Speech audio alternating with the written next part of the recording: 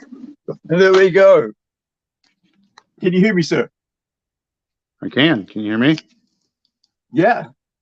Awesome. So are we coming through fine? It looks like it, yeah. Perfect. Let me get this heater off.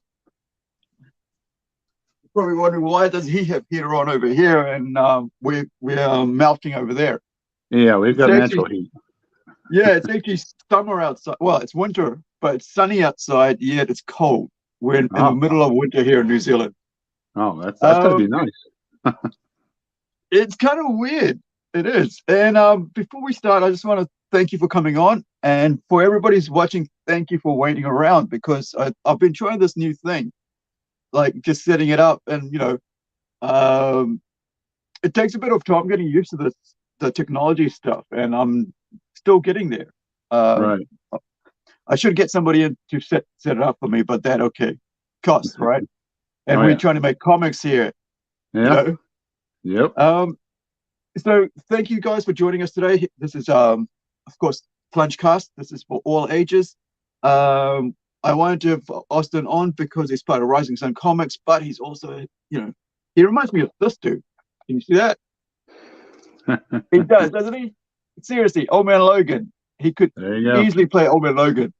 I thought about that. I was looking at these images all week, and I was thinking, well, well, yeah, he kind of does. So If I had the thank you healing for factor, joining that'd us. be great. Yeah, it's. I mean, if you hit a bit more on top, Yeah, a little bit. Yeah. I can't complain. Yeah. Well, so I said too hot for a hat for me. Yeah, I can't with that one. It gets too cold up there. All right, so for you guys joining us, I'm here in New Zealand, and Austin's over there, and wherever he is in America, I've forgotten. And I'm going to ask him Oklahoma. Oakland. So I'm going to ask him a ton of questions, sir, like we do. The first hour, as always, is just about background. Second hour, we go into pop culture, all the things that excites him. He gets into passion about the industry, comics, whatever. Um, so I'm quite excited for this one because I've known Austin's name through Rising Sun Comics for the last since 6 years, but we've never actually talked or anything. So it's great to have that have him on. Plus, I had a comment early on that I want to put up. Someone you might know. Oh yeah, Would you like to Jamar. respond to that first? Been a long time. Haven't seen him. Well, I mean, I see him on Facebook from time to time, but yeah. Yeah. Yeah, we did a lot of work for him with a lot of the Rising Sun, old school GI Joe stuff. Back in the day. Yeah, if I remember, Jamar he's one of the originals, isn't he, from Rising Sun? Yeah, the OG. Right. Mm-hmm. And there's another comment, and then I'm gonna let you go and do your go into your bio, and then we'll go from there. So I found the Austin Brooks website on my phone. I can only see the pencil work you've done, but nothing else. Might be my old phone. Yeah, could be. Yeah, because I've not really had those kind of comments before. Everything else seems to show up. All right. Thanks, guys, for that. And like you saw there, leave comments, ask questions, keep the conversation going, and let's get on with it. So thank you so much for joining in. And also, please like and subscribe on YouTube. We need your subs. Like, I need water. I'm dying of thirst here, so I have two of them. Right. So, Austin, please tell us about yourself a bit. Give us what you've been doing and where you're from and stuff, and then we'll get into it. Well, see, I've been in Oklahoma for maybe about 10 years or more now. Was originally from Illinois. Started illustrating when I was young, I don't know, maybe 5 or 6, just kind of scribbling and doodling. I guess it kind of was mind blowing to most people back then. And I just kind of did it for fun, and entertainment and whatnot. And people had me draw at family reunions, birthdays, that kind of thing. Oh, he can do this and he can do that, ask him anything. And I get the same thing through school. So it just kind of kept on going and going and going. And I think it was the cartoon world, you know, old school G.I. Joe, Transformers, Turtles, Ghostbusters, stuff like that kind of got me drawn in even more with the art. Then later on, I picked up the comic books, you know, and that really sparked things. I was like, oh, I got to start drawing like these. And so I moved from kind of like a balance between cartoon and comic book art. And I've just been keeping with it ever since throughout high school and whenever. And I did a little bit of college with it. And I've been doing a lot of freelance art, contract work, commissions. You know, there's there's a couple of different independent companies I've been with as well, in and out. And but when I was found by Rising Sun is when I really picked up on the steady work, you know, as far as the books, and did a lot of the GI Joe stuff, the nonprofits, which was really entertaining. And then we gradually moved into the Armadillo Justice, and that's when it really kicked in and was really steady with it. And right now, I still do the occasional commission books, you know, for a couple of different independent companies, trying to wing out on my own as an artist. Not so much in the comics world, but trying different angles. Gotten really interested in the children's book art. I've got a few things there I'm trying to work on and advance with. I'm still working on my computer skills, which is where I really need to brush up on. And a lot of logos, but you know, my wife and I have a little small business. We're working on WB designs and illustrations, and you know, we do things like logo art and T-shirt and a lot of different things. I can probably get that link up at some point in time. But yeah, like I said, it's right about now. I'm dabbling between the comic books, children books, art, and logos, and like I said, just trying to get my own thing going so I can start out on my own. So, I guess that's kind of it in a nutshell for the most part. Draw, draw, draw. All right. Hey, let's talk about the children's book just before we start into the comics and stuff. Because I've been thinking about that lady myself. Like, you know, it's kind of I think it's like, if you don't know what you really are doing, it can be quite difficult, because I've been trying to get my head around it. It's like, how would you write it's only like a couple pages of actual story. It's not like a long, you know, 22 pages of comic book. And I'm like, but I still can't figure it out how I would do that. Right. But, Yeah. It is quite different. I mean, and believe it or not, I can almost find it to be a little more challenging at times than the comic books. You know, I mean, I guess it's because I'm so bogged down with the script and then the details of comic books, whereas the children book, you know, like you said, you get a little bit of the reading and then trying to throw what you can with that one illustration per page, you know, and get everything you can with the story in there.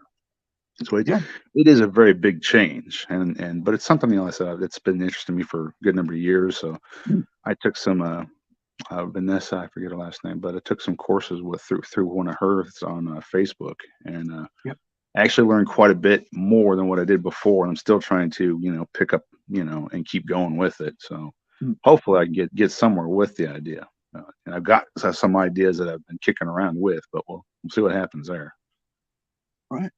Yeah. I mean, I grew up like, because I'm from Fiji, right? So when I moved over here to New Zealand, I was about 7, so about late 81 maybe. Yeah. And so around about 82, 81, I couldn't speak English that well. Really couldn't, because I'm from Fiji, so we're speaking Hindi all the time, you know. And so I would get kind of like remedial classes, and my mum would pay a lady across the road to teach me how to read. So we'd be reading Clifford books, you know, the Red Dog, stuff like that. So I got this real interest into reading because of that. I mean, my first introduction to comics, I think, might have been in Fiji when we were reading Goofy books. I didn't even know what they were. Like, my brain doesn't know what it is, because I'm, you know, it's just something there. And you know, you're only 7 years old or something, and you know, especially in a different environment like Fiji, which is kind of like upmarket third world, really. It's not really first world. And so I mean, the only person that had the comics was the shopkeeper's son, who was a close friend of mine who basically had the same name as me. And, so we were quite close friends. But I didn't know what they were. I mean, I'd go to his place for in the weekends, we'd play, in the dirt and make water trials and watch the water go through. So, you make those tunnels and stuff and you get your cars out. Yep. But I really didn't know how to read well. And so mum would pay the lady across the road. I didn't even know if she paid it or whatever, or if she just said, can my son come over?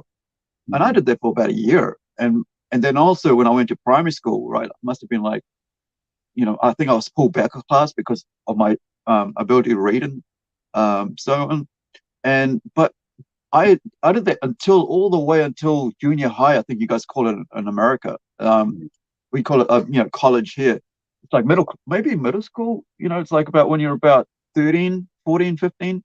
Yeah, that's what they call it down here 15. In Oklahoma. Up north 15, it was junior high. Here it's middle school. So right. So I'm 15 years old and I'm still doing reading, remedial classes, right? Reading at 15 years old. I come out of that, but all that time I'm still reading it at home. I'm reading Stephen King novels, right? I'm reading all this hard stuff because I'm really interested. I'm reading Conan. I'm really getting into reading. And from that, I get into slowly just doing my own, getting into reading, excited into this world because, suddenly, so all these books I'm reading that as a little kid is now allowing me to read big, books like this, Narnia and stuff. And I fell in love with Narnia and all this fantasy world, and I'm like, yeah. Right. But then you go back to like, how do I go back from that? How do I switch my brain from writing a 22 or 90-page script? I can easily do a 90-page script for a movie, right? Because that's what I've been trained in. But a 10-page children's book, that's what really got me when he said that. It's like, because I've been looking at, in town and thinking all these kids' books. Yeah. Now, the other thing you mentioned was that you have a store, how did you go to decide to do that? We're still, it's in construction right now. I mean, it is up, it is running, but my wife and I kind of looked at it and we're like, we think we can, tweak it, change it, add some stuff, change some stuff, make it even better. And I got the illustrated, we call it the banner up top and whatnot. It's her and I. Yeah. But it's artistic services, and contract, commission work and that kind of thing. But I said it's oh goodness. I'm wondering because like a lot of indie creators, right? They do T-shirts. I know we're doing T-shirts. Yeah. Now, do you have a screen printing service? We not for that part. No, I do have like the TeePublic, and I think there's another one, Storefront here or something like that. But I get more hits on TeePublic, and a lot of the times it has to do with the particular material. Like I sell a lot of Ghostbusters, He-Man, even Beavis and Butthead styled art shirts. It's whatever's hot right now is what everybody's like. Oh, that's awesome because it's unique, different. Yeah. So you're doing like limited runs of these things, like they print on demand. So whoever buys them, they own them, right? There's nobody else getting them. That's awesome. That makes it unique. That's a bit like Kickstarter comics, isn't it? Like when you buy the variant comics, you buy about 10 or 20 of them. But people who back them, that's all there is. And probably, I mean, of course, like the creator is going to keep a couple for himself, just so they can have a, part of their archives. But I think, there is a need for, I think everybody should look at actually becoming small business owners, because that way at least you don't get booted out of the company and go be made redundant, right? And at a very young age, or the fact that you suddenly become unable to work in a regular job, and then you suddenly have to change your lifestyle again. So you have to do something that's gonna set you up and your kids up and to give you something more, than your, just your 9-to-5 job, because I think the economy is becoming really different. I've been watching the AI, what AI will bring, right? And this is not about the art side, but everything else, right? Because if a couple of years ago when they put in like automatic tellers, you know, like the cashier machines, zip zaps. Right. You do it yourself. I was against it here because the people didn't realize that that was taking away a job, and there were, you know, there were people who were happy. So I still don't go to that. It might be very minute time I'll go, but I always will stand in line and talk to the lady. But I also realize that they're making you purposefully go to those things because they make you wait longer. They do it slower than they used to do before. Like, yeah, let's go. Hey, how are you? All right, next one, please. I was there the other day at what we'd call like maybe a Walmart, but our version of it, which is a warehouse. Right. 2 lines, only 2 people serving there, but there's like 3 at the over there looking after the computers, right? I mean the zip zap things, the automated things. And I'm thinking, this is weird. I've never been this long, and there's only 1 person to me, and they've only got 5 things, and this is about taking forever. 5 to 10 minutes waiting. I'm sure they have a purpose to this. They've been told, but they don't realize that if you do that, that thing's going to take over your job.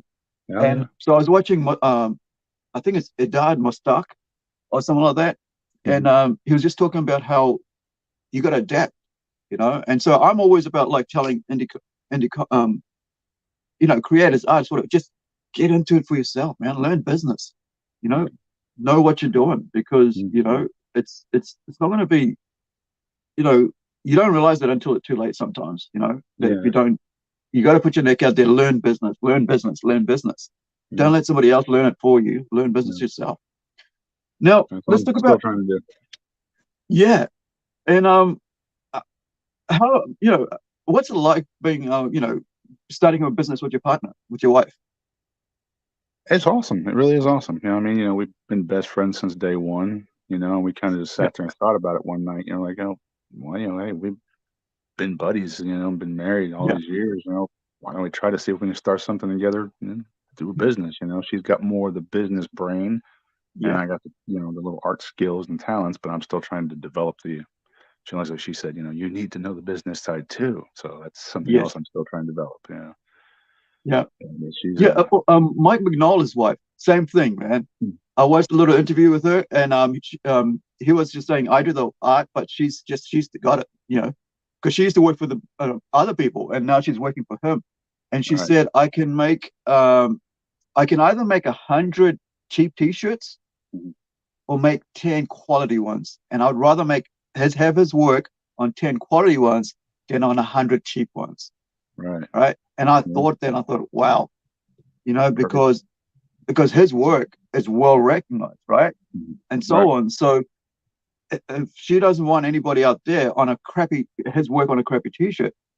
And the thing is, if art is valuable in the sense that people will buy it because they love it and they'll wear it. Like I'm like that. I'll wear it, and I'll pay the $45 or whatever it is, New Zealand, to get that one shirt. You know, like I wanted to make that shirt I haven't had for years, and I finally got one. I said, and he said, I don't have this size. I said, but he said, I'm going back home because I was at a festival last year. I'm going back home and I could get it. I said, yeah, you bring it. Here's my money.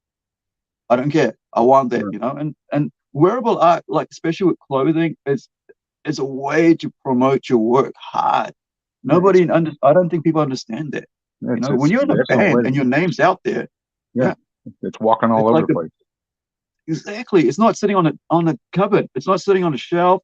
You know, it's not over there, and you know, on the wall, but it's out there in the world, and that's amazing. Walking in and out of houses, in and out of stores, all over the streets, you know, and people are seeing it. You know? And it's in your style, right? And then you go, where'd you get it from? Well, it's a one-off, mate. You got to buy. You got to order it to actually have it. It's not sold everywhere, you know, and that adds its own uniqueness to it. And man, I think it's such an amazing world we live in. I just keep trying to say that to tell people, like, with such a huge access to the global market that we've never had, and be able to walk out there and just go, here's my work. Anybody in the world could have access to it. You know, it's not sitting in a store, you know, gathering dust maybe sometimes, but now it's there, and you got social media, tell everybody about it, you know, and hey, even have a conversation with them about it. Like, here's what I'm doing right now. It's gonna be available soon. So this is the pencils. Now this is the colors, and this is the old when it comes out, this is how it's going to be on a t-shirt, and this is now I'm wearing it. Now you can order it. So fans pay you to carry your advertising around for you. Yeah, Yeah, that's that's one of the best that's it. ways. That's basically it. I'm like, as a fan, I'm walking around carrying, Megadeth, Metallica, or whatever on my Mm-hmm. t-shirt. I'm carrying Spider-Man, or Yeah, Superman's what was it. the other one I had the other day? Deadpool. Yeah, and of course Superman, right? Mm-hmm. And and so I decided to paint my own on my own logo, right? Alienated Lines, There right? you go. So I hand painted it, because I'm Awesome. like, yeah, this is my design. So I'm going to walk around. People might say, yeah, what's that about? So I got a comic coming out soon, you know, There you go. I and got a buddy back home, buddy of mine back home. He likes to order a lot of them, and he'll wear them all over the place. And that's what he's spilling my name and how to get to it. It's like, oh, where'd you get that? yeah, And you're like, here's his name. You go here and da da da da. I'm just like, it's kind of like stalking, man. But he's like, but it works. I'm like, it does. It really does. yeah. Yeah, I mean, it's like you got to, if you don't put yourself out there, who's going to do it for you? Yeah, nobody will And know. and and you got to build the audience, build a fandom, and I think that's the most important thing. But I'll talk about fandom later. Uh, Now let's talk about how you talk about getting into comics. Just starting by drawing and stuff.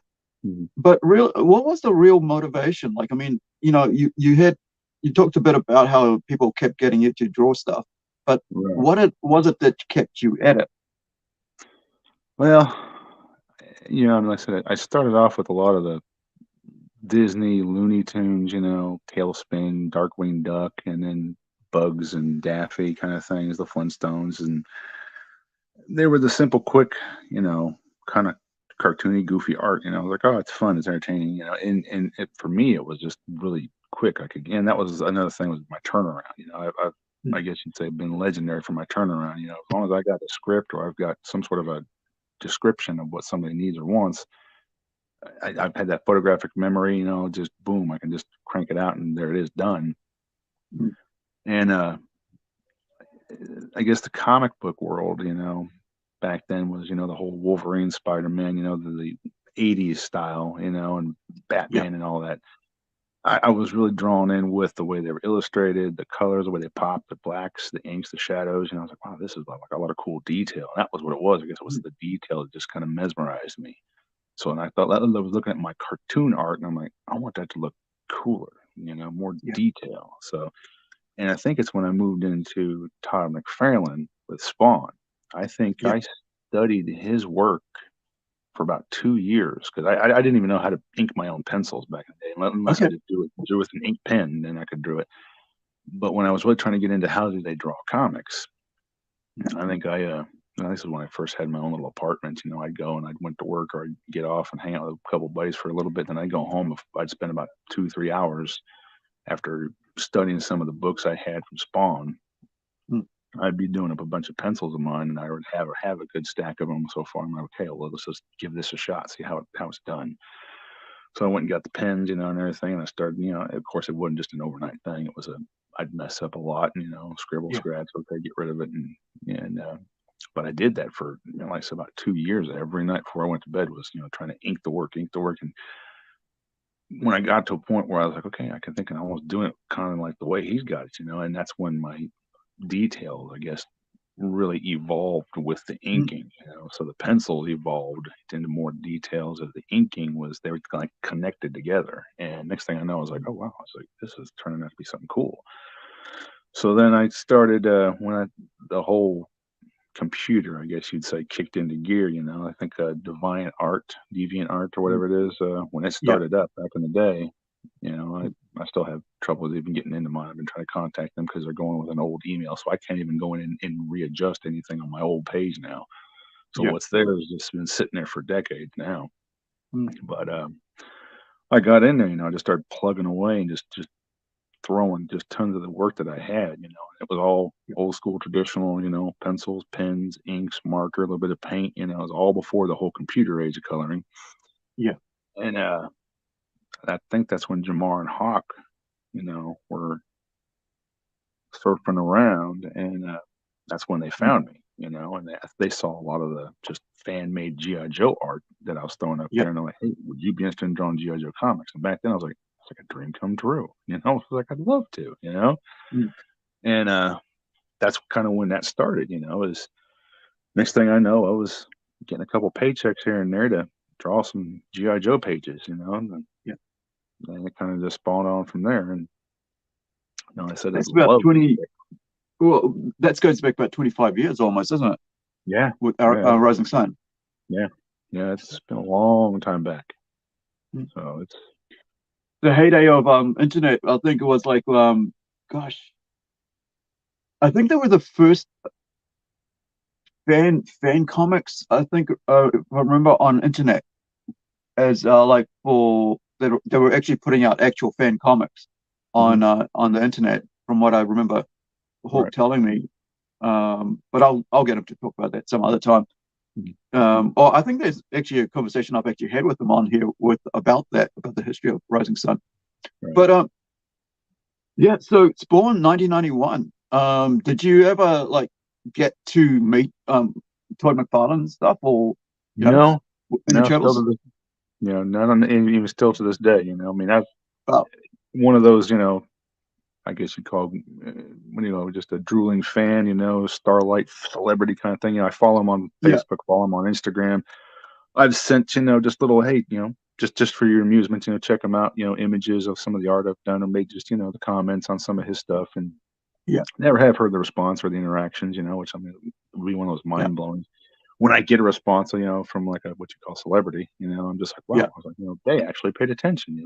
They read yeah. their stuff. That's awesome. So when you do it, it's kind of, I don't know, it kind of makes you light up. You're like, that's awesome. Somebody That happened to actually me this week. really. Yeah, I totally understand. Like I was making a coffee. I sent an email out. First, I sent like a message to the YouTube channel that he was on, right? And then I went to make a coffee. My espresso's going, and I come back to just say, oh yeah, I'll just check what's going on. And I'm like, he replied, better turn this off, sit down, and like I totally missed the last little bits he wrote, what time, when, what. And I just said, yes, I'd love to come on. I was like, that's all I need to know. Okay, here it is. And I'm like, he goes, but he goes, you need to tell me what details. I'm like, sorry, was too excited. Yeah. I've had that moment even with Amanda Tapping from uh Atlantis, the super. Oh, Oh, what is that? Gosh, she's up there somewhere. Hold on, let me grab it. That way I'll yeah, remember. I'm getting bad with a lot of the Yeah, names of some people. yeah, that one, that lady, right? Oh, okay, Yeah, yeah. yeah. So Yeah, Stargate, Stargate right. Atlantis, Yes. right? So the English lady, and gosh, she's tall, Yeah. right? She's like about this much taller than me. I'm like, so she's looking down at me. It's like, hey, how are we going? I'm like, um, um, um, Oh, you see? Stutter, stutter, Star Trek. yeah, I was a totally Star Trek. It's the first time I actually got a photo with someone I actually admired because I loved Yeah. her. Loved her, and I think there's a show called oh, there's another one about like monsters and stuff, Oh, and she's the right. headline of that as well, Yeah.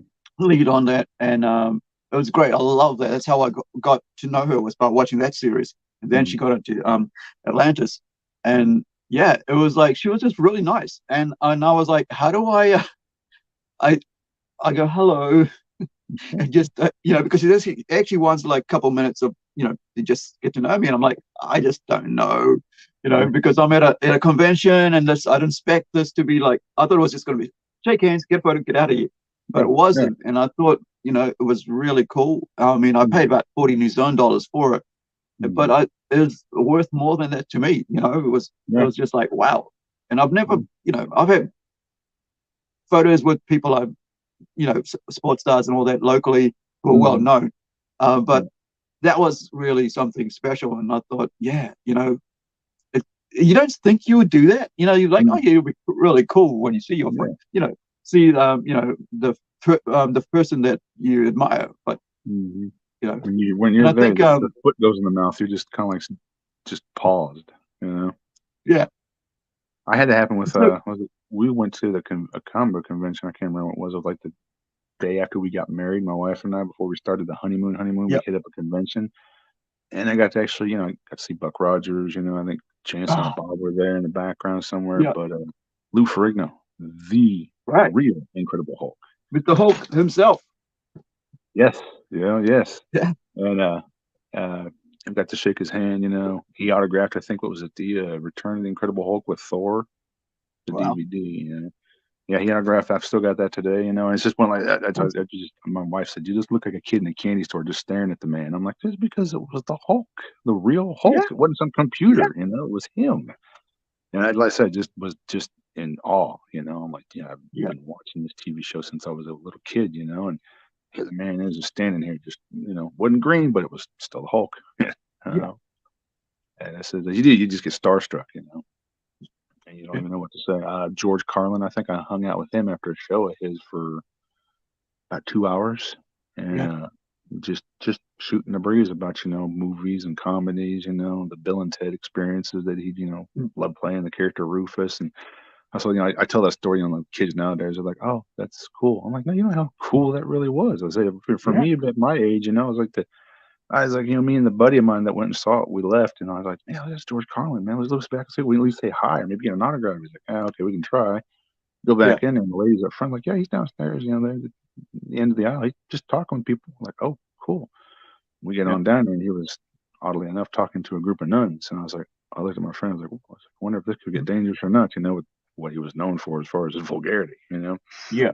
And but the weird thing was, they left and we got to chit chatting, this and that. He autographed the tape, cassette tape back. That just shows you how far back it was, good old fashioned cassette tape. And we're just gonna make it quick, and gonna shake his hand, gonna leave. He said, "Why don't you guys just hang out?" He says, "I'm not in a hurry." I'm like, I just look at my friend. I'm like, "Dude wants us to hang out."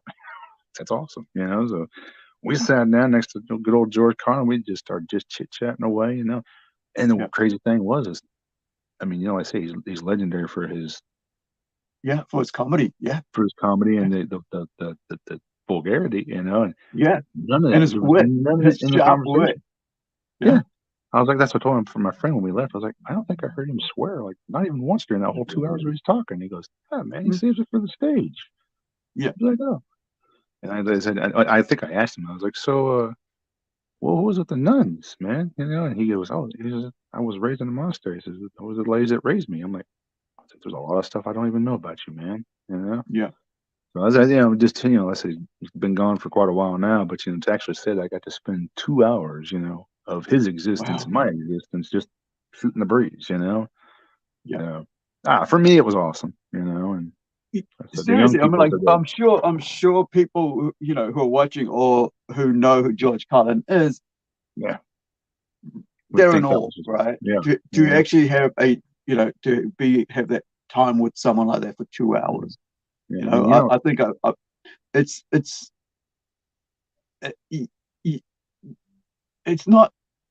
it's not possible these days to have that much time to spend with no, someone at right, all. I mean, like even 10 minutes is too much, right. And I think And a lot of people, that's why this sort of the podcast thing has taken off, because people hunger for that deep, more sort of connection to people out there. I know COVID has taught us that we need that interaction right, as a society. It's kind of like gave us a pause to like go, well, you're always on social media, and then it's like, yeah, but now social media is actually providing us to connect, where we're not allowed to connect, and right, I think it just shows us how important the dialogue and conversation is important to us as a society to keep right. going. So you're here with Rising Sun and working on GI Joe comics. What do you do after that? Like, do you continue? You do like you said, you did Armadillo of Justice, and I've got those works here. Yeah, I've always got those comics here, I so got mine in a couple they're totes. brilliant. That But, like kid, like I that's my selling point when I see a kid at our store, with Plunge, and I go, hey, yeah, like, do you have anything for kids? Yeah, we got this, right? And yeah, not only that, as a parent, then I'll go, listen, at the back of it, there's a whole bunch of activities. So it's not just like he'll just read and put it away. He's got things to do here, isn't it? And I sold, sort of a whole set of 6. I said, yeah, look, buy the whole lot, man. I'll give you a discount. But look, this is good.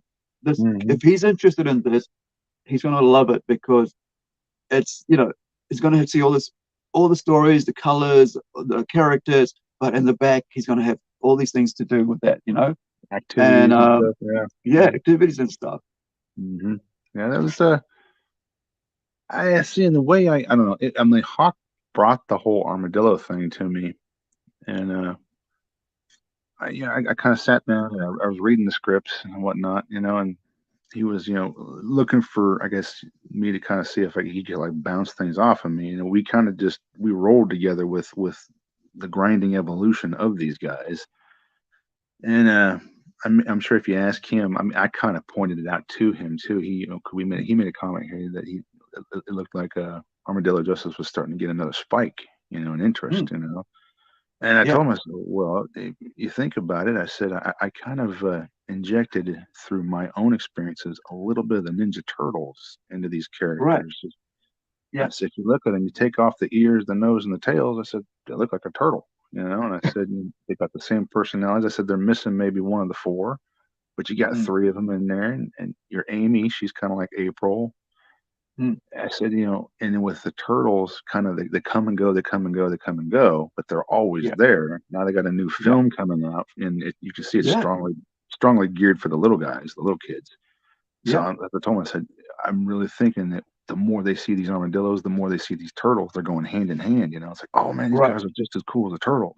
So it right. really keeps them up and going. Yeah, I think we should put out a trade paperback. As do it. I think once into maybe because I know with us on Plunge Studios page on Kickstarter. I mean, sorry, yeah, on Mm. Kickstarter, we haven't put anything out there ourselves yet. Right. We had to go at it, but like, and then we've got our one right now, INCREDI-GIRL on the Rising Sun page. I'm thinking like once that finishes, maybe we'll just chuck out, books that, all ages books onto the Rising Sun and just keep seeing what we can do once we fulfill our goals. I think a lot Mm. of people, once we fulfill the goals, right, Mm. and the backup promises, then I think the trust will be there to Right. do it. And this is why I'm like, I think that's why we put our goal at like re- replying to it and making sure it's fulfilled by February because you don't know what's going to happen. And like sometimes you got all these ideas and dreams and passions, and you think you do all this stuff, and then you realize, yeah, you can't do all that stuff because it's not, you don't have the finances or you don't have the Mm. experience to pull it off, Right. um, or the work doesn't come up in time, Mm. and then you go, okay. But I think this is the other thing. Have you put out any books of your own, or like have you done any own work together? Uh, Not as far as my own book, which I said that's Mm, kind of where I'm putting my foot out to right about now. yeah, And last time my wife and I talked about it, she's like, would you really want to try and go through the hassle of trying to do your own comic book? How are you going to do it? Would you have the time? So I guess mm, that's something else I kind of looked at. I was like, I had this balance between, okay, I know about the comics, I've done the comics, the yeah, children's books interest me. I was like, I might be able to balance the children's book a little bit better than I can the comic book.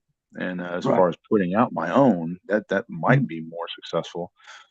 I mean, I've had a lot of different what you call my own characters that I've tinkered around with, and I yeah, guess what frustrates me is like when I go through a lot of effort, and I'm thinking, okay, I got this really cool character, awesome idea, story, plot, look, design, whatever. mm, I think I had one I was working on there for it's been ages ago. mm, Night Owl. I had him called him Night Owl, and it was kind of like a yeah, costume. Like he had to look like Gambit meets Batman, and he was yeah, gray, and he had the goggles, and he had the trench coat thing, kind of spread out the wings, and I put so much work into developing this character, and then come to find out, it's just out of my own, I guess, moment. I yeah. didn't really pay attention to the fact that that name already existed. And I'm like, oh, doggone it. And Well, I said that to my just kids. change the I was like, name. yeah, yeah, it's just true. just change the Maybe name. I mean, like, right. like I did one like was I think it's for this one anyway, right? For Sure. Alien Alliance. Mhm. I started calling when I first wrote it, it was called the hero. Oh. That was it. Mhm. That's all in my head was just the hero. Mhm. And so I thought like, I've got all these different ideas for him because and then we've got the artwork and everything and comic books almost finished. And I thought, now I've got to come up with a name because I can't just keep on, and that so I went, threw the hero name out and just went, let's come up with something different. And then, I saw the artwork that James did, James Hill did, and I was like, yeah, I got to really make this logo stick and really pop. And, the icon on his chest has got to really work, because you can't put a great character out without the full effort of the colors of the costume, the logo. And you want to try to make it as unique as possible, Yeah. It's hard to create your own characters nowadays. There's so many of them. It's like everything under the sun's been done just about. So it's like, you really got to chisel away something that's very unique, so it stands out on its own. It's a challenge you got to come to, right? You got to meet the challenge. I mean, it depends on how much you want it to be there. I mean, if it's got to be special to you, right? It has to be special to you. It has to be unique to you. And I think, especially now that you're designing logos and stuff like that, and design work, you'll come up with something that you didn't think. Like, sometimes I think the happy accidents are the best things when it comes to creation. You let the character do its own thing, let the story do its own thing. One of the other things I was going to think about is, like, because you're saying, we're used to like a little kid's book about 10 pages long. The Japanese do an art form in literature called light novels, right? Which is like a whole book, but every page is an illustration. So it's like all these novels, text and stuff, and there's a little image there. But then what they then do is turn that into a comic book manga, right? And then that manga becomes an anime. And so a lot of time people don't realize what a light novel is. And I took me ages to figure it out. It's just a 90-page or 100-page, novel, right? Novella, right? It's like the one that, remember those old Robert E. Conan books, right? And Le Sprague books. I've got a few of them here, and they're about 90 pages to 120 pages long, and they just, when the Japanese, they just put a couple images on the pages, and away you go. And it's kind of backwards. It's like the comic should have come first, and then would have come to novel, but now it's like novel and then couple, manga, and then off to anime. And that's another way of doing it, right? If you want to actually, if you're struggling with a short story, go for the long story. And it's kind of cool. Now we're now at Armadillo Justice, right? So Armadillo Justice is such a unique, very vibrant, very colorful, very interesting, the artwork's what really pulls me to that. The character design is really what pulls me to that. I don't have to think about anything else. It's just the artwork pulls me to that. And I thought, like, wow, it's such an easy sell, to be honest. Like, with quality artwork like that, you're just like thinking, and the vibrancy of all, it's like, how do I, but like, I think in New Zealand, we're not open to that sort of thing. We're so inundated with the mainstream so much that that anything independent kind of like, it's like, oh yeah, nah, we'll just where's this Spider-Man? Where's your Hulk? Where's your Wolverine? And so we've just been in love with American culture so much down here in the colonies, is that we don't really think much of our own stuff. And I think at the Kickstarter has slowly given us a chance to actually start going, yeah, we can create our own, we can put it out there, even though we've been comics for 100 years, right? I mean, not 100 years, but just as long, as America. But I mean, like, anything that was happening anywhere in the West, like in in America or Britain, was coming over here. And so, it didn't take long for anything, like, we saw Incredible Hulk on TV I saw it in the 80s on replay. I saw Automan, I saw Knight Rider, A-Team. I grew up on that, and Star Trek. And when you said Buck Rogers, I started rewatching Buck Rogers because just a couple of weeks ago, because I was like, I really want to understand what it was like for me to experience it as a kid. Now, Twiggy, yeah. And, I saw a doll of Major, what's her name? Oh gosh, Buck Rogers. The lady that finds him and stuff. And Oh man. Yeah. Daring, something Daring, Major Yeah. Daring. Yeah. Yeah, it was Sounds on. familiar. Yeah, I'm thinking of buying it because I just saw it. I was like, yeah, it's only a little figure. I was like, oh, it's a Yeah. Mego figure, but it'd be like cool to just have it there because of like someone Mhm. I actually, watched when I was a kid, 40 Yeah. odd years ago. Um, so what are your inspirations for getting into comics and stuff? Like I said, it had a lot to do with the artwork, you know. Yeah, It was when I would flip through comic books back in the day, I'd hit up every comic book store I could find, just to see the difference, what do you have that these guys didn't? What do you have, mm, just going from bookstore to bookstore, just checking them out, and I could spend hours to the whole day almost until yeah, they say, hey, you gotta go, we're gonna close up, and I'm just flipping through books and books and books. And I was just like absorbing, not just the story, but all that artwork was just hitting my mm, eyes and just staying. And it's just I could just see and feel that drive. I'm like, "Man, I want to do this kind of stuff. I'd love to just actually pick up my own book and go, I drew this. mm, So I think it had a lot to do with like, you watch cartoons, you got the volume, the audio, the music, and it's running, back and forth, yada yada. When as you're flipping through the pages, I'm like, man, this is like anywhere from you got a splash page to a splash page that's got maybe one or two panels on it. Then you got two to three, mm, four to five. And that was another thing I found. I was like, when I'm reading a script, I'm like, how many pages do we got? We got 24 pages. How many panels is on per page? And I know I told one guy, I was like, dude, you put like 7 or 8 panels on one page. I was like, what am I gonna do with this? That was like, are we trying to tell a story or are we trying to confuse people here? I said, can we yeah, maybe break this up a little bit? Like pull these two panels from this page and squeeze them back over here because you only got like 3 panels on this page. I was like, mm, sometimes it can drive me nuts because it confuses me. I'm like, I love the 4 to 6 panel pages. I'm like, those are cool, yeah, quick, done. But when mm, I get hit with those, when I start seeing, page 17, 7 panels, page yeah, 22, whoa, 8 panels. I'm like, how am I going to squeeze what you're talking about into all these? Am I making little cracker sized squares, all over this page and then trying to draw yeah, inside of them? So that was, I guess that's like my biggest beef with drawing comics, is mm, the work, the time, and the quality you got to go into putting in those pages. But yeah, that can be challenging. A lot, mm, can really. You got to get up, step away, stretch your back, move your legs, and then try and talk yourself back into, okay, I just got to get past those 8 panels.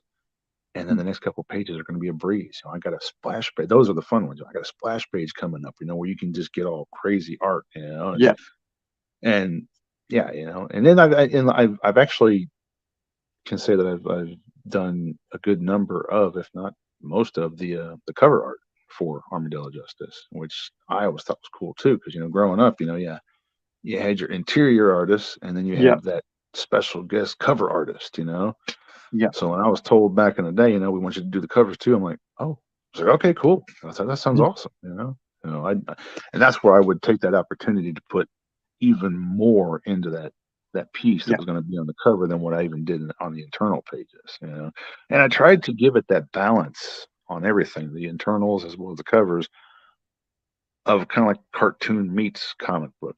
So yeah, it's got that weird appeal, which was what you were saying, weird appeal of it just draws you in the artwork itself. I was trying to make it mm, unique, but at the same time catchable. People are going to see and go, wow, that looks awesome. It makes me think of.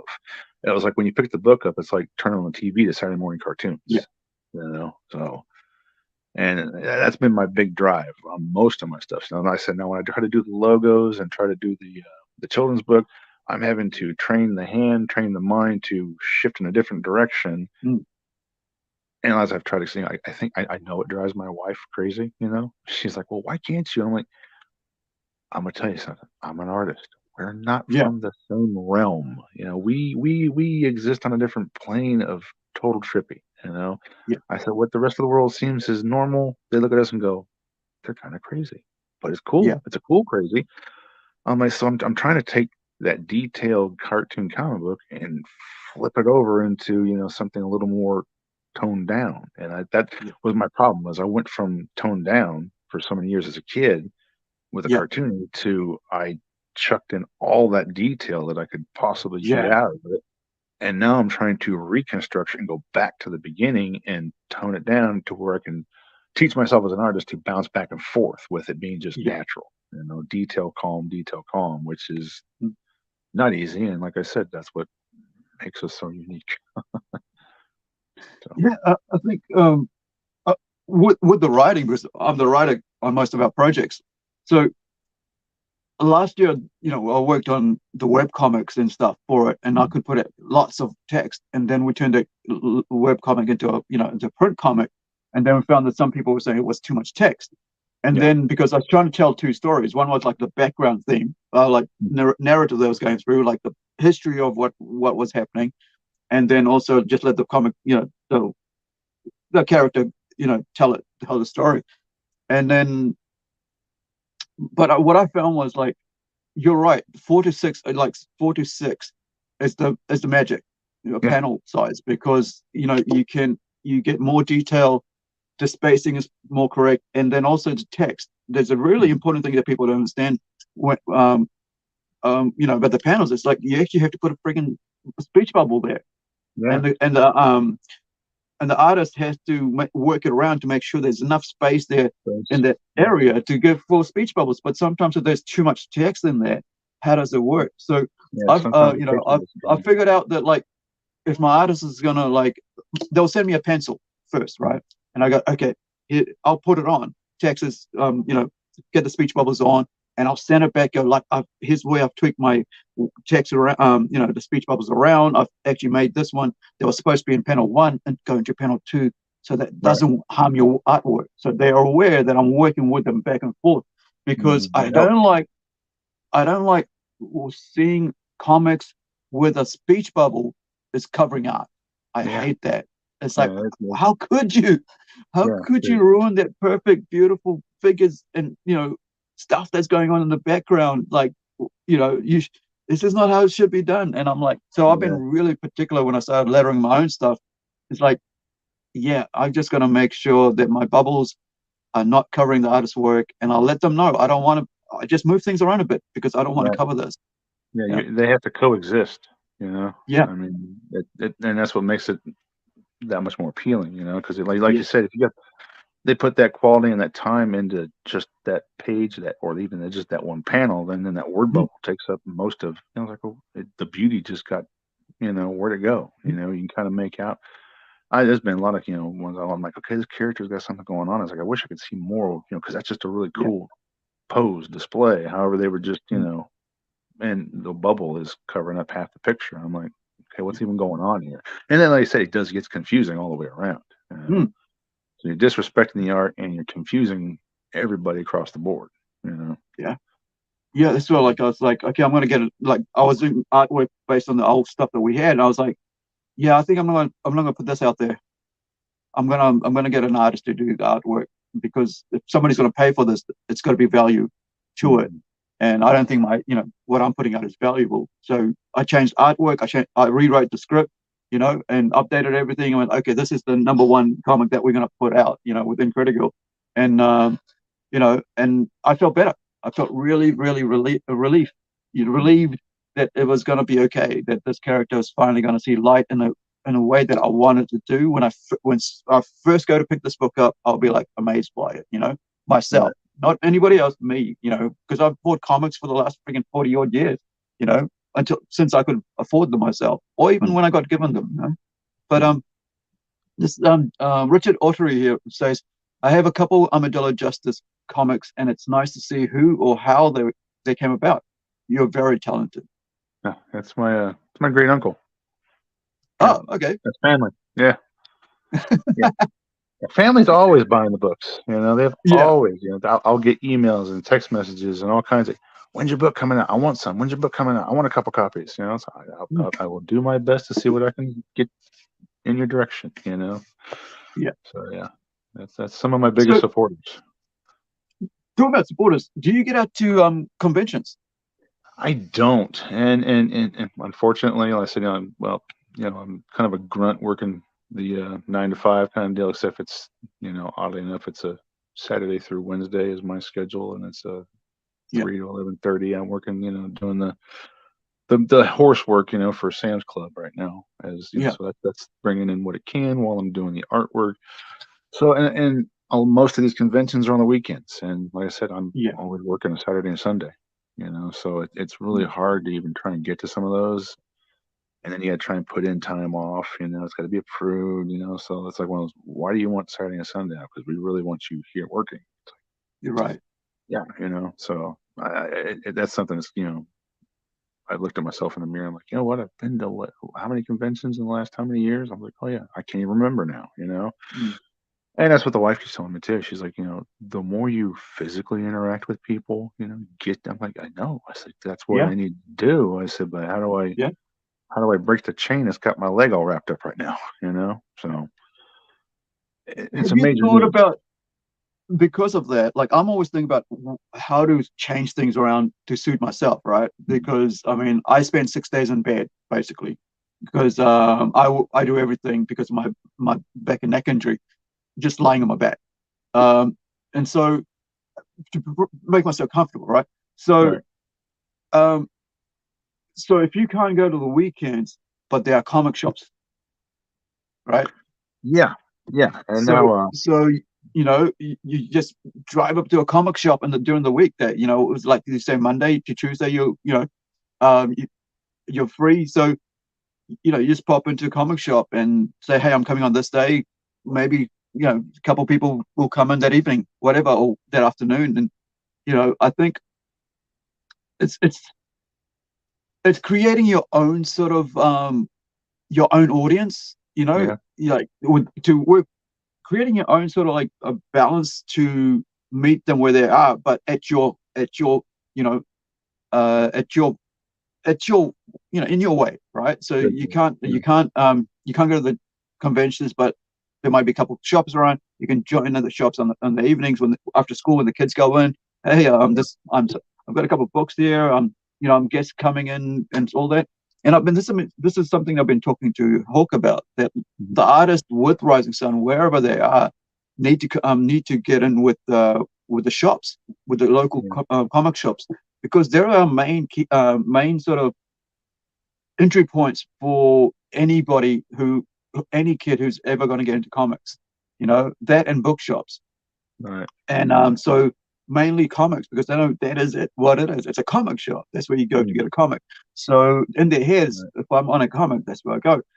So that could be a really good point, place for people to get to know you and to whoever else, right? And I think if artists, writers, whatever, take a couple, 5 books along, just here, I'll do, a couple of sketch cards, whatever, real quick, pencils, and if you want to buy my thing, and that's like an hour, right? And that's, at the most. Or if you want to hang out and talk with me, and then, you can go back to work the next day and you're good to go. There's nothing out of your time. But it's just kind of finding the balance. Like, I mean, everybody keeps talking about the work-life balance. It's like, how do you find a balance? But you do have to, if you want to create a space where you're going to go work for yourself, or build up your own business, that personal touch is what's going to like keep it going along. Right. Yeah. Right. So this question may be already answered, but do you do crowdfunding for your creator-owned comics? You haven't done one yet, have you? Not yet. No, I don't think I have. No. Yeah. So that's something we'd probably look at helping you out with if you wanted, because once you've got a product, it's how do you get it out there? But one of the fastest growing ways is direct to customer, right? Is to just go straight to the customer. And now Kickstarter, Indiegogo, and similar things like Fund My Book is or Fund My Comic, I think it is, and all these Facebook groups are actually sharing each other's work and promoting each other's work that are on these crowdfunding sites. So now you can actually go on, chuck your book like we're doing in INCREDI-GIRL, right, on Kickstarter, and it's about 62% already funded, and we've got about 11 days to go or something. But that's people all over the world deciding, hey, I want this book. And our job is just to go onto social media and advertise it or promote it in groups and everything, and just put the feelers out and see if somebody will come back to it. But Kickstarter has created opportunities, like like say someone like one of the biggest two names that I can think of that are specifically in the superhero genre. There's of course Brian Pulido with Lady Death. He's done really well, I think. I'm not sure if it's Kickstarter or Indiegogo, but he's the godfather, right? I actually spoke with him on the phone ages ago. It was really weird. It was when he was still with Chaos Comics. I don't know if you remember those, Ernie, Evil Ernie. Quite a while back. Yeah, it's a while back. I remember I had stopped by the parents' house to kind of help out and mow their yard for them, and I had submitted some work to Chaos Comics prior. I had kind of forgotten about it. Next thing I know, my mom's hollering at me from the back door. She, hey, and I'm like, yeah, what? This is back before cell phones, so I didn't have a cell phone, so don't call me, call this number here. It's the only way you can get a hold of me. Next thing I know, she said, there's some guy about comic books on the phone for you. I'm like, really? Okay. I said, that's kind of cool. I kind of, like I said, I sent them out to so many different people. I didn't think they'd actually call me, so I go in there and I'm like, hello. And hey, this is Brian Pulido from Chaos Comics. And my jaw dropped. I'm like, what? And I was like, who? He said, yeah, man. He says, I saw your work. It came in. I'm sitting there looking at it right now. This is mind blowing. This is awesome. What do you do? So we talked for a few, and I was thinking to myself, wow, is this finally it? And then it kind of came to light, what I would call my traditional. And it was, I think it was about the time he was stepping away from Chaos Comics and they were starting to dissolve. He said, if this wasn't happening, he said, I would have hired you right now on the spot while we were on the phone. And I'm like, prayer almost halfway answered, so I'm like, okay. I was like, that kind of told me, I was like, you do have it, it's there. And obviously, that was for me, other fans, but for me, it was like, that was a big name, I'm like, this is Brian, from Chaos Comics, or Evil Ernie, I've tried to get in touch with him a couple times, through Instagram nowadays, but people are busy, and it's a whole different world now than what it was then. He may not remember who I was. That work's probably, long gone. But to actually, it's one thing to get that letter of rejection or that email or something like that, but to get the phone call and to say, if this wasn't happening this way, you'd be walking in the door right now and starting to draw comics for us. I was like, that was awesome. So that there kind of just gave me that kick in the head, like, there's potential. There's something can happen. That can happen for anybody. But like you said, as long as if you don't try to throw something out there, throw yourself out there, nobody's going to know who your name is. They don't know what you can draw or do whatever it is you do. I've got a young lady. I'm 50, right? So anybody like under 40 is going to be young to me. So she's probably in her 20s. So she's, I was telling her about what we do, right? I said, we're doing comics and stuff, and this is going to be up there soon. And she said, well, I've got this. So she pulls out her phone and shows me all this stuff, and I'm like, yeah, man, this is cool. I love it. I love the colors, everything. Why don't you do a cover for me? And she goes, oh, yeah. And I said, okay, look, why don't you cover for me, right? I'll send you some stuff, and you can color it, and we'll have a see if it's going to work or not. And she's like, oh, no. 2 weeks later, still. And I said, look, man, I just paid I paid a young girl, 14-year-old, to do a cover for me. And it's already showing on social media that that's going to be the first cover. Sure, it's like the book I'm putting out is a mature book, so her cover is going to be just the regular cover, right? All the other special covers is what I want you to maybe look at coloring. I'll do the freaking flat tone, flat color flats, and you can just do the actual tones and stuff. So I'm just too. So look, listen, man. If you don't put yourself out there, if you don't put something, out there, if you don't do something, you'll still be someone at home doodling, right? But if you try it, if you just do one piece, and I said, like, she goes, I've always wanted to do a comic. So why don't you do your freaking 6-page story? Just do a little thing. That's the only way you're going to start. If you just do a little thing and get it out there. I mean, when I did my first comic, which was in 2007, right? I did The Circle. It was a mess. Like the artwork was fine, but the lettering and everything was jumbled because you're trying to transfer from like Illustrator to Photoshop or whatever, all this thing. By the time canvas, like bubbles were all over the place. But I loaded up on, onto this this is like the early days, like 2007 was the early days of webcomics. Put onto one site, found out it had like one had 50,000 downloads, one had 100,000 downloads. Didn't even know that had happened. The site had gone, but I'd got the numbers. I'd actually, because I had a head injury, so I'd forgotten all that stuff. And so, but I had seen on my I had done screenshots.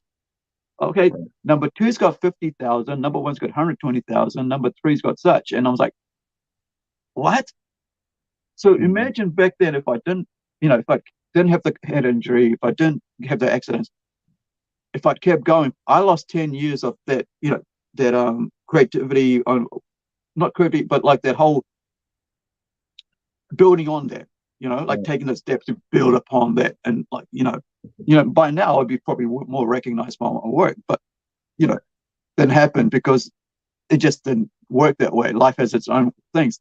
But I think people are so scared of like not trying. And, it's like there's so much stuff out there that's like just, yeah, but I can't compete. Why do you have to compete? You don't have to compete with anybody. Just walk your own walk. There's Jim Lee's out there. It's like, who cares what Jim Lee's doing? It's because if you think like that, if the young this generation coming up think like that, there won't be no comics next generation. If all these new starters are not going to start, there's going to be nothing left there in this medium in the future. There'll be just like back orders, like back historic books from way back when. It's like there's no comics anymore. It's like if that goes, this interest, this industry's going to die major. And so my thing is like encourage and inspire, and hopefully the next gen will come up, and when we're gone, they'll be ready to take over and have it much easier. Now, do you have any children or anything like that, or do you have anybody that you might that you want to get into comics or inspire them to get into comics or something like that? My kids are a little bit different. They have their own style, own interests, but I do have I've actually talked with a couple of people that they've got kids or siblings, that have taken an interest in trying to do the art or even do the comics, children's books as well. A friend of mine said his wife has started to, I guess she unknowingly was doing children's book art, and I told him, that that's what she looked at. He said, yeah, she's just getting started, and I was like, well, to me, it looks like she's already got a good bulk of the talent that you would see in a children's book, cover and in the interiors, So I've, made suggestions to him that, she ought to follow some of these different pages and stuff on Facebook, get involved with those people and get that exposure. I said, because if she's just throwing something out on her own page from time to time, you're only going to get that seen from time to time. I said, but if you join up with some of these groups and stuff that are on Facebook, I said, and just, I'm not saying like, throw up 5 or 10 each day, every day, just throw one out one there. a week. Today.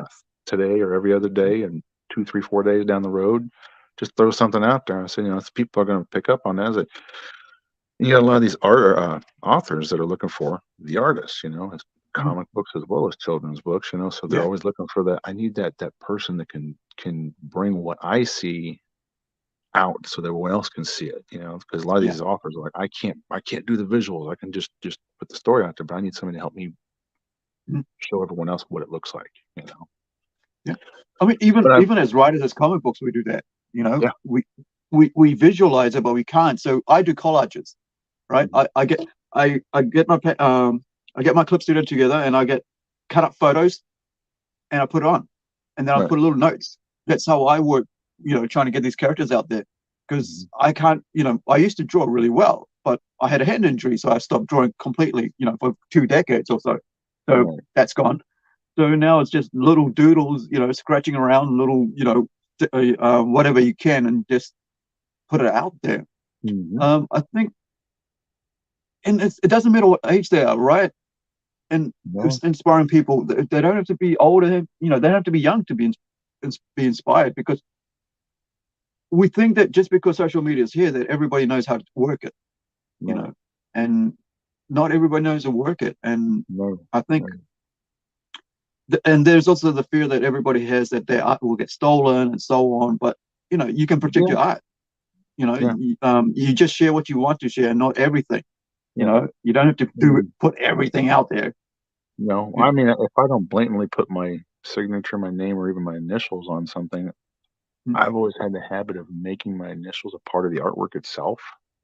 Yeah. So that's like, if that problem ever came about, surfaced, Mm. I could, easily say, okay, do you know what's in this person's vicinity, the arm, say, Mm. is there something about the arm, or his leg, or the hair? Mm. They wouldn't know. But I could tell you right Yeah. now, there's an A, Yeah. there's an A, and there's a B, and maybe, Mm. the last two digits of the year. It's just kind of in there as a part of the illustration itself. That's just something my mother actually suggested that when I was wee little. She's like, Wow. put your signature to it. Make sure you always got your name on there somewhere. And it Mm. was really funny because I got tracked down by a guy on Facebook. I forget where it was now. I don't know if it was like Wisconsin or something, but this has been ages ago. Ages. I mean, I was still running around on vacation with my family, mom and dad, brother and sister, Mm. and I had scribbled just this chubby-looking horse that had just eaten the big old breakfast of a Mm. cowboy, and it was all done up on a placemat, and Yeah.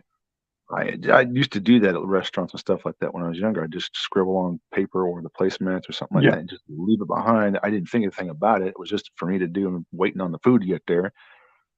I figured somebody either keep it for themselves or they would throw it away like everything else. Mm. And some guy I forget the name. I wish I had it all right here in front of me.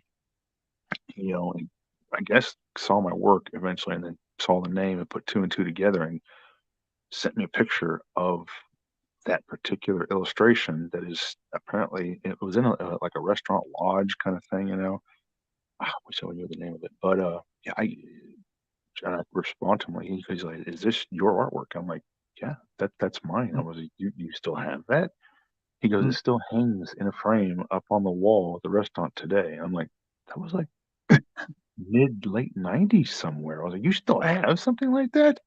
Yeah. And then I've had Wow. friends, have dug out stuff from like junior high, middle school, high school, and I'm like, Yeah. people still have that stuff, and it's crazy Mm. too because and I get that from people. Well, I don't like the way my art looks. I'm like, your art is your art. I was like, I'm almost embarrassed if anybody sees some of my early stuff. I'm like, no, I just assume keep that in a box somewhere. You guys don't need to see that Yeah. compared to what I can do today. But I've dug those out and showed my kids. They're like, I don't like my art. I'm like, that's just how it is. I said a lot of us artists don't like. We're our Yeah. own worst enemy. And I've Mm. pulled out some of my stuff, and they look at it and they're like, "Oh my gosh, Dad, that's yours?" I'm like, "I told you, it didn't always look the way you see it right here, right now." I Yeah. said it had a starting point. It had diapers too. Yeah. So Yeah. everything It grows. evolved. Yeah, Yeah. You think get I've got better stuff at that, it. yeah, I can't believe stuff's still kicking around out in the world other than the stuff I've intentionally done. Yeah. The for fun stuff, I guess. I said, to think that somebody at a restaurant had enough thought to even pick it up and then and frame it, and put it on the wall. It's got my name down Mm. there and everything in the year, and I'm just like seeing that photo. I was like, oh wow! I was like, that was so long ago. I was like, I don't even, and then Mm.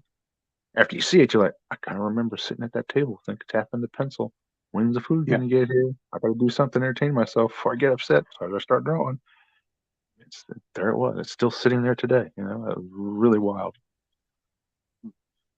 That's awesome, mate. Like, geez, I was just thinking, imagine walking in one day going, "Oh, nice. I got told you have my art on the wall." Because Yeah. who? What? That one. Oh, that I'm one sure they're there. going to buy you a free meal on the house, sir. Thank you. Yeah. Can we get Yeah. photos, please? That would be me. It would be me. Like, I'll be like, can we get photos with you, like next to the artwork as well? And here's your meal. What would you like to eat? This is your wife? Yep. Please, please. Here's a table. Thank you. It's brought so much joy to everybody. There you go. That's me. That's what I'd be doing. Because I think um, there's a tendency not to appreciate comic book artists because Yeah. it's seen as a cheap labor, right? It's seen as a Yeah. cheap medium, and It's and I got think the hard way. yeah. So yesterday, my my stepsister, she was over in she's doing a world tour with a Mhm. friend of hers, and she was over some place. But anyway, she she put a photo up, and of it said comic books and comic book art museum, comic museum, from 130 different artists, cafe and souvenir shop. I, will share it with you later. But instead, and so underneath that, because we're very small here in Whangarei, right? Our city's not so big as such, but we're able to communicate with, make friendships quick. And I'm in the art scene with my, because I got involved with doing a convention, with Punch convention, with the pop culture thing. And I basically tagged in my community, two people I know who are huge in the art scene, as well as my mayor and as well as my local councillor. I said, wouldn't it be great if we had this just for our Northland artists, comic book artists, so that people could see basically this is our people's art here, that people here in our community do comic books, and these are them, because that would now bring a value to the art form in our community, right? Okay, I'm doing, I've been running the conventions for 5 years. I've got friends who are now putting together like community get-togethers for comic books if you want to learn how to draw or build each other up, and so that's happening. And then also we're putting all this stuff out there, and I was saying, well, it wouldn't be cool just to have a little shop just does that, and but I think we're going to get there. I think, I mean, one of the greatest ways to do that is just comic shops. Put art on the wall of comic shops, original art, and that way, when people come in, go, oh wow, you see the big, huge what Spider-Man it's drawn. It's like it's not the poster, that you stick on your wall. It's actual, an actual comic page art. Like the blue line work. That's just up there that people collect. I had when we did our first year of the convention, we had that. We had that stuff. One of the guys who's a collector actually have that there. People go, oh wow, I think it was from 2000 AD because a lot of us British, English, Kiwi folk are really into 2000 AD because that's our, that was our youth growing up, not Spider-Man. So a lot of us got into that very young. Now, what do you think about like? Where do you see this, the comic industry going, especially now with, there's been, there's three things that factor here that I see, right? So there is the manga that everybody consumes because it's just black and white. There's, it's just black and white, easy access. It's everywhere, right? It's in the comic book shops. It's in the bookshops. It's in the supermarkets, right? I saw a whole wall full of them the other day. Here. A lot bigger than when I was a kid. Not when we were younger, right? So this is basically picked up around about, I'd say about 2000, the last 20 years, due to Dragon Ball Z and Pokemon taking off here, and Naruto. Those three things I think was what got it on. Got it going on, and so it's not my generation. So like I was away, working and learning filmmaking. Didn't watch TV. I don't still don't watch TV. My older boy, about 27, 28. I mean, that's how I got most of my exposure, I guess you'd say, to the whole manga and anime was the Dragon Ball Z, even the Power Rangers, because that was what he picked up on when he was like 7, 8 years old, and it was just the hottest thing going. I'm like, what is all this? I guess you'd say my only interaction with what you would call anything close to anime was like the old Real Ghostbusters cartoon, because I think the studio that did the animation for that was a anime styled studio. So the artwork, if you look at that artwork there for that cartoon compared to a lot of the Dragon Ball Z stuff, there's a similarity in the colors and the lines and stuff. So that's like a Japanese studio. Yeah. So I mean, it's been a part of my existence, because he's got a younger sister. She's 19. Yeah. Other brother's 15, and all three of them they know everything about the manga and the anime. I just went through that earlier today with my 15-year-old. He's like, "Oh, Baki, this and this." I'm like, Yeah. "What? Who?" I was like, "Yeah, you have to run the names by me. You have to fill me." I was like, "Because I don't know any of these guys, man." I said, Yeah. I grew up with, Transform and Roll Out and Yo-Jo and, Turtle Power, and Yeah. I knew what was going on. I said it might have been a mutant turtle, it might have been a robot that turned into a car, and some crazy guys that were shooting missiles. I said, but the anime stuff, I'm just like, "Well, okay, what?" I said, you gotta explain to me what's going on because I have no clue. I was like, even when I Yeah. was watching stuff with your brother when it started, I still don't understand it nowadays. I said the names baffle me, the Mm. powers, the reasons, the purpose. I said some of that stuff kind of it gets a little out there. Yeah. I'm like, okay, it's like, yeah, this is definitely a whole different era of cartoons than what I was used to. Yeah. So, And I but I think get my that's, education, yeah, one way or but another. I think that's what's given like a push to buying the manga. And so you got a whole generation that does that. And Yeah, now, while that's been happening, the comics industry, the mainstream comic industry hasn't seen that as a challenge. They no, just think, oh, it's going to help us. It's not. It's a challenge. it And is. so because it's a challenge, so and I'm talking the American mainstream, right? So with the big five, big six, and so they just let it happen without thinking, oh yeah, it's okay, it'll be fine. It's going to get more people into comics. No, totally different art No, form, absolutely different art form. It's nothing similar to it. The characters, nothing like it. The closest thing that you could say that was the even the weirdest thing is getting beaten on the superhero comics by manga, right? With My Hero Academia, oh yeah, right? yeah, I mean, how could you, have an 80-year history and get beaten by a manga, a black and white book, right?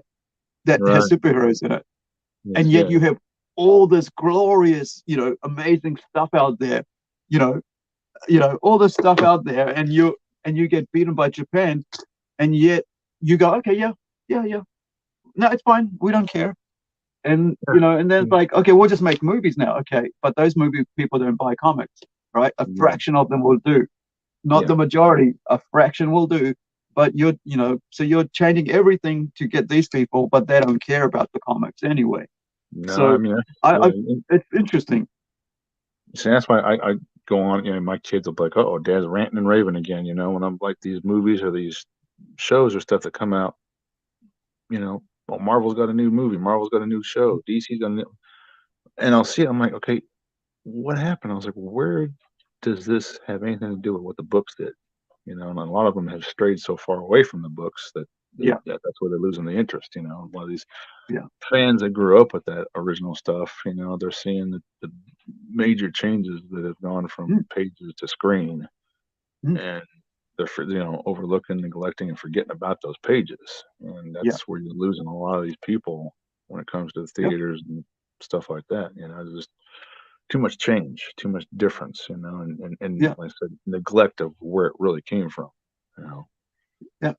And that's the difference between the manga anime, right? The right, manga stays with the anime stays with the manga. It's like right, almost like sometimes it's page to page. All it is just moving the manga around, and which right, is what I like about animated movies from mm, DC. It's because it's like those characters, they actually are kind of more loyal to the comics than they yeah, are in the live actions, yeah, and I find them more entertaining and more enjoyable than to actually watch the live actions. I think we're at a point where, like, if you don't adapt the way you do things, you know and appreciate the actual fandom, you're going mm, to lose a generation who love this stuff, and they're not going to pass that on. You yeah, know, like, I'm like, if you want to read anything, in comics that's good, go indie or go to the past. yeah, Forget this, forget the last 10 years. Just yeah, ignore the last 10 years. Just indie or go to the past. And I think that way you're not going to miss out on anything great. And you're not gonna be hounded or whatever, feel bad about reading comics because the right, comics are good.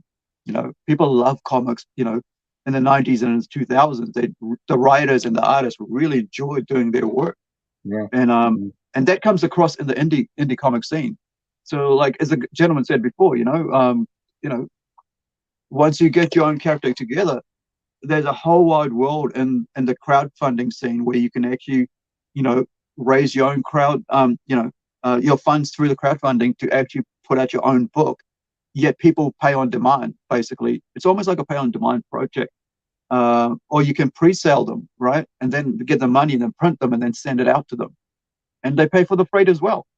You know, it's such a really, really cool way to do things, and that's why I'm looking forward to getting her out there right now. INCREDI-GIRL out there, and that's the art of James, from James Hill, and that's my coloring on there, just black color plates. But we put a $900 ticket on the goal US, and then so far I think we're close to 609 or something like that. I'm not sure, or 600, 500, but that's people out there in the universe, right, and out there in the global world, just saying, okay, yeah, I'll support it. I'll get a digital copy, or I'll get a special copy, or a one-off print, or such and such. And you can actually, even the fact that you as an artist, you can actually sell your original art as part of the crowdfunding, and go, oh, here's $100 for buying my work. It's a one-off original artwork, and you form the book. And I think, I think artists have a greater, greater chance than, someone who's like has to put together a team and get it out, because it takes longer. But if if you're just doing your work yourself, it's so much quicker, and you're so much, it'll probably take you 6 months, or whatever time it takes you to do it. And that's just you writing and doing it yourself. And I think it's just, plus you have a business, right, that actually does t-shirts, right? So you got all that set up. So you're pretty much set up to, ready for Kickstarter. All you got to do is create that one book that that you want to do. And like they always say, you got a book, and everybody's got a story. And I'm sure after all these years of drawing comic characters and coming up with your own ones, and I'm sure there's a story in there, that you'll come up with to make us back you in a crowdfund campaign. Do you think you'll do one though? There's a question. I'm notorious for that, I'll get around to it. I'm going to do it, and procrastination, or something comes up, or I end up changing my mind, I mean, I guess I'm going to just leave it in that gray in the middle, the whole, possibly, possibly. We'll see what happens, I'd like to, but anymore, I'm kind of watching where I step with that whole, do you remember when you said you were going to, or I'm going to be careful with some of those, so I'm like, I'm going to leave it right there about midway, if I can get to where I can push it into the yes zone, then there we go, Well, if you need a story, I have lots of stories. I can tell that's always been my strong point, like, you give me an instruction, I can follow it, I can do it. You give me a script, I can read it, I can draw it, sometimes I'm going to hold you to that. So I mean, we could put out our own Kickstarter campaign, and you get your work out there, and you can you can run the whole thing from that side, and you can sell your own original art and make your own original money from that artwork and stuff. And I think this is the great thing about, actually, that's what I miss about not sticking with doing illustrations and stuff. I used to be able to do really detailed stuff, and just going to went to art school 3 months in. Right. Fell on a dance floor, got my wrist cut with the glass. That was it. Ended up the next year or so just bandaged up. Wow. And I was into Iron Maiden, and doing all the skulls and all the all that Eddie character and all that. I could do really detailed stuff, and no, out the door. But that's why I appreciate art. Like, I really do, because I come from that background, illustration and stuff. I really and logo design. That's my main thing. And but you got to adapt, right? If you can't do art, write stories. Tell your stories. Tell you. If you can't tell us through artwork, tell us through text. And so I think it's adapting to whatever challenges you have is a good way to face the future. And like, here's Kickstarter, right? Someone willing to put money behind your work without even knowing who you are, and just seeing what you're putting up. And I mean, like me, I put up updates every couple of days and go, hey, Hawk was on live stream. He's thanked everybody. So here's your names. Go watch this video, and here you go.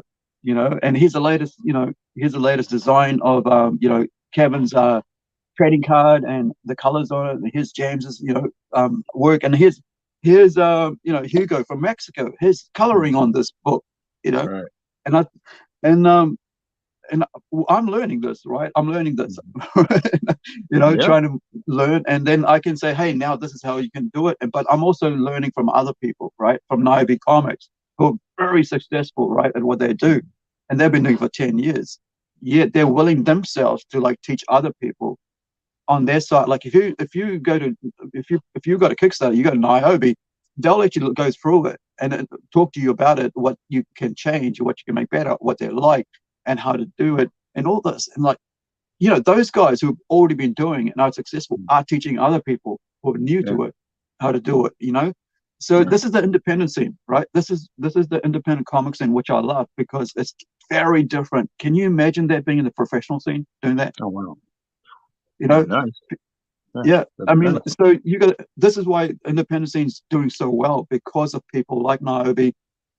People like, people that don't like Ethan Skyver, right? EVS, whatever, that's fine. But he still does things that are very instructional. Same like, Eric July from Ripperverse, those guys.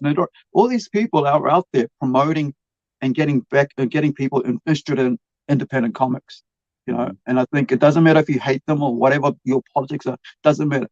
Anybody can teach you anything if you're just willing to learn, Right. And I think that's what I was taught, right? Ask the person as many questions as you can ask, and you'll rob them of their life, because all their their whole history, you can learn from that, because it's a shortcut. You don't have to go through all the the issues they had to go through, all the pain and struggles, because you just ask them, what's a quick, how do I do this? Yeah. And they've learned. They say that there's no such thing as a stupid question. How do you learn? If you don't ask, you don't learn. So it's stupid to not ask the question. Awesome. I mean, I used to think. Carry on. Sorry. I used to think, like most guys, too proud to ask for directions, or to want to not sound like you dumb it. Nowadays, I'm like, if I don't have a clue, I'm gonna ask. Let me know so I can try to do it the right way. Awesome. Hey, I was gonna finish off here with at the end of all our streams, I basically ask the guest is 3 to 5 minutes to say whatever your piece is, whatever you want to talk about, and inspiration, whatever, and then we'll come back and say our goodbyes. But and then also let you plug your whatever you want to plug, your store as well, business. So I'll put you on full screen here, and I will count you down. Take it away. Hey, well, this has been a fun adventure experience. As I said, I think now everybody knows a little bit more about me. I might even know a little bit more about myself, or what I should be doing, could be doing. I said I keep up with Rising Sun and everything that's going on there. Armadillo Justice could be making a comeback. I've been hearing bits and pieces of that. And look for WB Designs and Illustrations studio. That's I'll try to get more of that information out there. It's where a lot of my work's going to be seen, my wife and I. So I think it's kind of it for now. Thank you, everyone. Have a good day.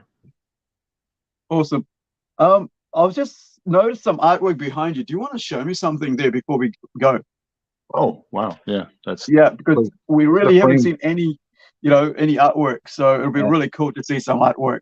Some of the stuff I just got kicking around and moving around, displaying, the fan stuff, there's the old Image Comics, Devil's Due Publishing, Serpentor art.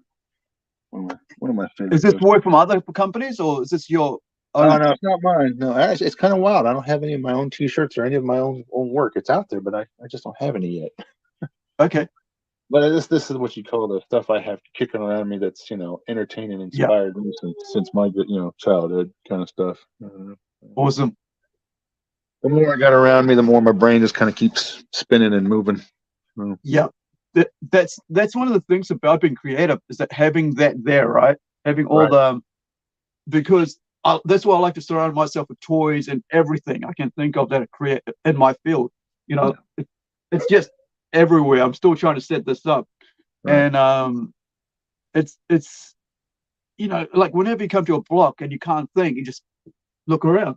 You Oh know, yeah. Yeah. and Yeah. or you put on a cartoon, or you know, Yeah. and away you go. You got Yeah, the G.I. Joe Croc master and all his little crocodiles and alligators. Yeah. And to me, the action figure thing is more than just an action figure or a toy. From an yeah, artist point of view, it's like you look at all the statues from history that are still standing around today. You know, yeah, those are artists that put their talent and skills into those little figures and toys and yeah. action figures. You know, and to make them look as cool as they do and as appealing as they are. Mm, They now today look the way I just fantasized them as when I was a kid. I'm like, man, these things probably look so much cooler, and now they're finally doing them so much cooler. You know, so it's just yeah, it's the time, the quality, the effort. Like I said, that artist puts into this particular, like I said, statue sculpture piece of art. You know, yeah. so that's another thing. I have them standing there because you know what I'm saying. It's just it's 3D art. You know, so it's more than a Mm, toy. yeah. Like those, right? I've Yes, always, yes, you know, Wolverine's like, I've been a fan of Wolverine since like probably late 80s, oh you yeah, know, and this is the old man Wolverine, but like this is, you know, this is what I grew up on, man. You yeah. know, 30 odd years. I And gave you the So I gave you the toned down background version. I'll give you a quick little glimpse of what the other stuff is that, I yeah. guess the kids and I find the most appealing, which is, Oh, let me just put you on full. Give me one sec. Yeah. and then That's what I'm trying to set up myself at the moment. Wow. so as Look at long as those I got this, Wolverines. oh yeah, like yeah, you gotta have the Spideys and the Wolvies. And all the, yeah, and all the friggin' Punishers. Oh yeah, yeah, you got to keep him going, man. I don't know what they're doing with him nowadays, but uh, Yeah, no, I'm out, man. Like I was talking about on the toy stream yesterday. It's like, yeah, yeah, I'm out of Punisher now. I'm just gonna have the old stuff. Pulled yeah, up my statues and stuff, and like, yeah, Wolverine, Punisher, Hellblazer, Batman. You know, yeah, those are yeah, mine. yeah, And I think yeah, there was one more somewhere, but like those were my key yeah. Well, characters, and kind of gutted that they're being gutted. You know? yeah. Like I said, everybody. I don't know what they're doing with them nowadays. It hurts. It hurts It and it does. aggravates. You know. Yeah, and Like yeah, because and it's everything shy. Just completely annihilate the character and leave them in the past. Because that's what you're kind of doing to them anyway. You know. yeah, So yeah. the Just Punisher thing, stop I making think, them. the Yeah, Punisher thing just. Yeah, you can ask most people that know me at work and at home, the kids. That's something that just. I don't know. yeah, That's a whole different story. That's frustrated me to no end. I'm like, what have you? Because now I'm reading that there's a new Punisher, and he used to be an yeah, agent of Shield, and he's sporting a odd skull, and he's got guns. I'm like, so what was yeah, the yeah. whole point in taking He's got Frank away? space guns though. Yeah, The weird thing was my character, which is Red Dot, right, which has a skull, I created way back in 2014 because we were trying to teach some, I was dealing with a murder in my family, and so I was like, okay, I'll create a character uh, who takes punishment on those people, right? right. And so I created Red Dot, and it's got the skull, a unique skull on his face. Doesn't look like Punisher at all, but it was inspired, right? It's a Right. vigilante, so he has armor and everything, and then he also has, you know, he finds these space guns, right? Like basically, because the book that he's in is this universe is there's like there's aliens and stuff. Mm-hmm. So, but they fire pulses, right? So they slam into you. They don't kill you or anything. And I thought that was a cool way, because that way you can do something in this thing that it could really hurt you, but if it's different, if you're alien, it could really hurt you, but if you're human, it doesn't, right? Anatomy wise. Right. And so then I see this thing like, there's Punisher there, like they're gonna do this. I'm like, oh, freaking hell, man. You Yeah. know, Yeah. I agree. you just leave Punisher as Punisher, like leave Yeah. him as Punisher, or just don't do him at all. You know? Yeah. That's what I felt. I don't understand. I was like, what was wrong with Frank? Frank was doing just fine. And then Yeah, we had to throw in all this up, and it's a roller coaster of just irritation is what it is, you know. So Yeah. I just gave it a frown and a thumbs down when I saw it on Facebook, and I've just kind of just turned my head ever since, you know. Just like, Yeah. okay, I pay attention to the old schools, you know, like you Yeah. said, back in the day. Back in the day Yeah. exists. This new stuff to me doesn't. You know, it's just Yeah. goofy. You might as well just forget the last 10 years and just go back and just anybody wants reading books, just Back ignore issues. 10 years and just go past it. You know, Yeah. I'm collecting Claremont, you know, Yeah. X-Men. Yeah. You know, Yep. I'm trying to fill my run of Claremont right now, and it's costing a bit, but I'm getting there slowly, you know. And Yeah. every now Worth and it. then I go, okay, I'll add that in. Private sales, you know. Oh, yeah. I had a lady who was selling them to me. It's like, yeah, I've Yeah. got those. Okay, I'll have 10 of those. That one, that one, that one, that one, and here's some money, you know. And all through, like, I've got a friend who actually doesn't do new comics, and he's got a shop now. He just sells like old comic books, right? Really? He That's awesome. gets mixed. He finds comics overseas, old runs, and just fills people's, you know, brings it over, and goes, okay, this is what we're selling. You want that? Yep, yep. This is the Yeah. price on it, That's awesome. and that's the market for it now more than the, you know. But Yeah. I still want to support my, you know, the local comic shops. So every now and then I'll go put some money out there because on stuff I want, you know, Yeah. what's cool, what I think is Yeah. cool, and Yeah. you know, I mean, speculative, whatever. But you got to hunt for a it's, while, but you might find a book or two here and there nowadays. But yeah, you dig yeah, through the old I had, white boxes, the big white boxes. You dig through those, you could probably take home a couple armloads of good stuff. You know, yeah, so either way, you're still helping. You know. yeah.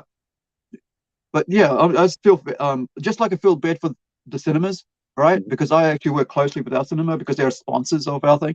I really feel bad for them when when they make trash movies Yeah. because people don't go see them. So that means Yeah. that those people, they can't make money, they can't pay their wages, they can't pay for the, you know, it's all a downhill spiral. Like if the tickets don't sell, a lot of people don't get earn money, you know, earn a living. And Yeah. you know, it's been like that with comics. That's why people are going, you know, comics broke me. It's because, well, you did silly things to comics, and you know the characters, and now people don't want them, and now you're going, please buy our comics. Yeah, well, you can't because you chase your customers away. You know, they wanted meat in their buns, but you gave them beans. Yeah. You know? You're just destroying yourself because you're destroying what was helping you. You know. Yeah. All right. So thank you for joining us today. I really Thank enjoyed you. this, Austin. It's great to see you. Great, finally to meet you.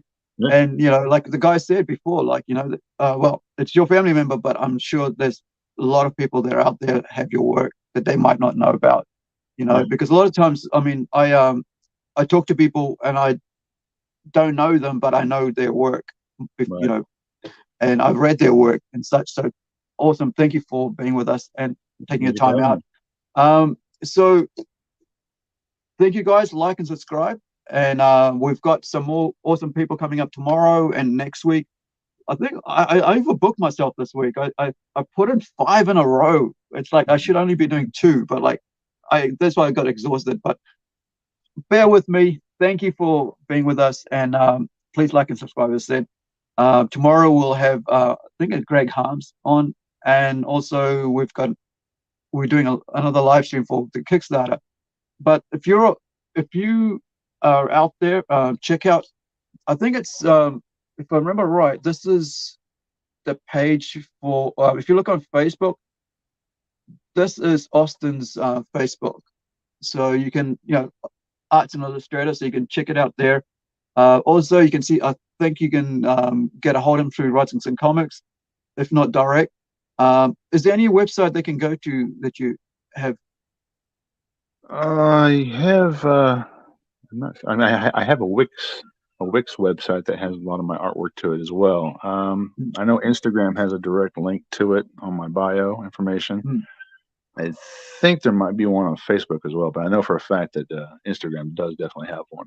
So you can click the link and it takes you right to my website where you can see just an array of pencils, inks, old school media, traditional art, and all that. So. Awesome. Well, check out, put that the text that's in the bottom there into your Facebook. I'm sure you'll be able to do in the search engine. You'll be able to find it out. All right. See you next time, guys. And wherever you are, be well and safe. Be well and be safe. Thanks, Austin. Thank you. Bye-bye.